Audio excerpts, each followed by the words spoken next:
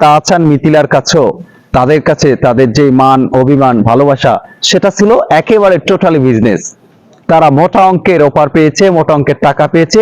দুজন টাকার জন্য একত্রিত হয়ে কেউ টাকার জন্য করে নাটক, আবার কেউ টাকার জন্য করে কোকা কোলার বিজ্ঞাপন।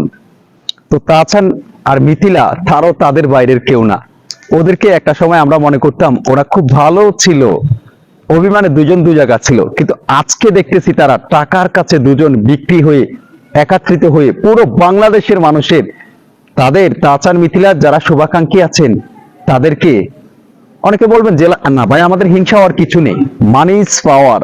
যে আমরা কখনো জানতাম যে মোটামুটি ভাবে যে মানুষটা তাহসান কখনো মিথিলার সাথে এক হবে না, কারণ মিথিলার কারণে তাহসানের পুরো ক্যারিয়ার ধ্বংস করে দিয়েছে। বলে হ্যাঁ, তাহসান কি বসেছিল? সে বসেছিল না। তাহসান খুব সুন্দরভাবে জীবনযাপন করেছে, অসংখ্য নাটকে তিনি কাজ করেছেন। লাস্টে যখন এসে তিনি টাকার জন্য কেউ করেন কোকা কোলার বিজ্ঞাপন, আবার টাকার জন্য কেউ এই যে তার এক্সের সাথে, এক্স বউয়ের সাথে কি করেন, নাটক করেন।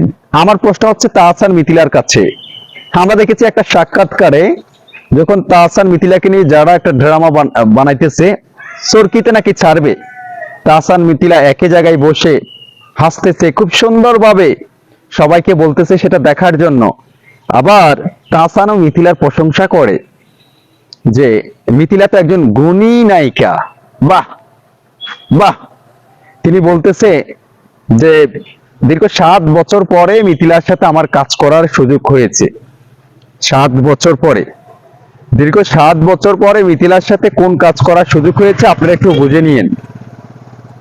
যে তারা আসলে লোক দেখানোর জন্য যদি তারা দুজন দু জায়গা সেপারেশনও থাকে, হয়তো তারা মনে হয় মনের দিক থেকে কোনো সময় সেপারেশন ছিল না। আমরা সবাই জানতাম একজন অপরের প্রতি অনেক অভিমান, কিন্তু দিন শেষে তুমি তলে তলে টেম্পো চালাও, আমরা বললে হরতাল, মানে তোমরা দুজনে তলে তলে টেম্পো চালাও, আমরা যদি সাধারণ জনগণ জিজ্ঞাসা করি তখন তোমরা বলো হরতাল। বেশ ভালো ভাই, তোমার বউ, তুমি যা খুশি তা করো, সমস্যা নেই।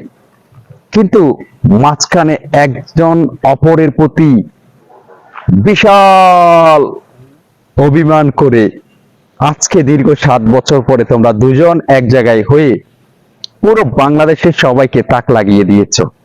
আর সেখানে আমাদের জেলা ছয় না, আমাদের হিংসা হয় না, আমাদের খারাপ লাগে না। আমাদের খারাপ লাগে এজন্য যে তোমার তো একটা পার্সোনালিটি আছে, তোমার তো ব্যক্তিত্বতা আছে, তুমি তো ভালো মানুষ আমরা জানতাম, কিন্তু তোমার এই স্মার্ট এই ইনোসেন্টের পিছনে যে তুমিও অ্যাভারেজ তোমাকে কাউন্ট করা যায় তার প্রমাণ তুমি নিজে দিয়েছো।